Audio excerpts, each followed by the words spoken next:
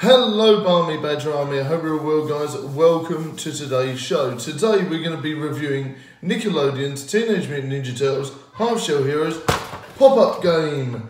So let's see, this is the box. You've got the usual characters and you've got Leonardo, Raphael, and of course Donatello and Michelangelo. And this is the Half Shell Heroes version, so it's when they're slightly younger. This is when they've just been mutated, fresh out of the ooze. So it's their adventures as children rather than as teenagers. Right, here we go. So this is the board where you've got Donatello, Michelangelo, Leonardo and Raphael on there. Each of the childlike turtles have their own 4 sections, and the idea is to race around the board to try and jump over each other and of course get a 6 to begin with in order to roll and to work your way up here in order to complete the game. Once you have 4 squares up here and race around the board defeating each other, then you can basically manage to win. I would say that it's similar to a game that came out a few years ago when I was a child, Frustration, but obviously with the start parts you've got the different bandanas for each of the different turtles.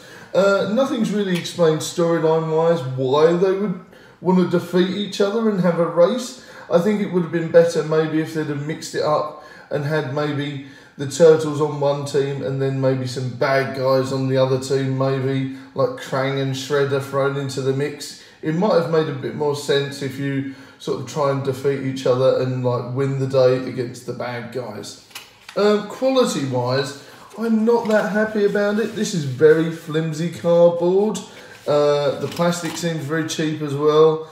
You know, I think, not being funny, with a little bit of effort I could snap this in half. And we paid like £10 for this, so I'm not very impressed really. I don't think it's that good quality. I am quite disappointed. I think I was expecting a lot thicker plastic.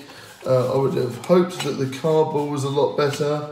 The pieces here, once again, each one of them does represent a different colour of the turtles. Michelangelo, Donatello, Raphael, and that is good. So the branding's intact. So I do think there is some hope for it because it does sort of follow on some sort of branding niche there. But quality wise, I'm not that impressed for the money paid for. Really not. It was made in the UK, I believe. So, to be honest with you, a UK product I would have expected better. I am slightly disappointed in this. It's a good game, don't get me wrong, it does work. You know, the ideas behind it are quite good. The dice is fairly well made. You know, I'm not really that happy with the metal strip across. It would have been better if it went across the whole thing, because basically, if you do it slightly wrong, the dice can get trapped in the metal. Which then does cause a lot of problems. But yeah, and it is obviously hard to get a 6 like most of the other time. I think it took me about 10 goes to get a 6, but that's just my bad luck with board games, nothing to do with the actual product. But yes, I would say I would be generous in giving this a 2 out of 5. I am slightly disappointed.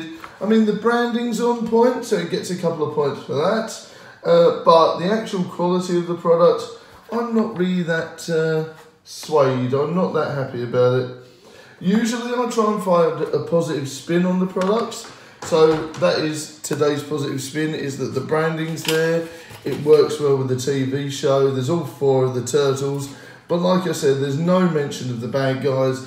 If they were going to have a race and try and battle it out to win, surely there should have been some pictures of Krang and the Shredder on there. Maybe some foot soldiers or something to do with the Half Shell Heroes.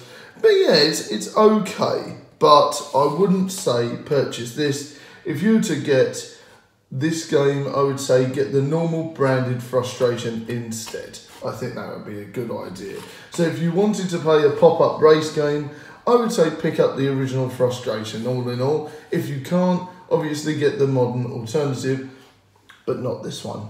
Okay, so thank you for watching, guys. I am slightly disappointed in this product, being a big fan of Teenage Mutant Ninja Turtles. I would say this gets a generous 2 out of 5. Like I said, look, I'm only pushing it a little bit, and it does seem to be bending, which isn't good. So I will see you guys later. Bye for now, Barmy Badger Army. Let me know your thoughts on classic board games and Plunk, and of course Frustration and all those favourites in the comments below. And let me know if you've bought this product and what you think of it. See you later on, guys. Bye.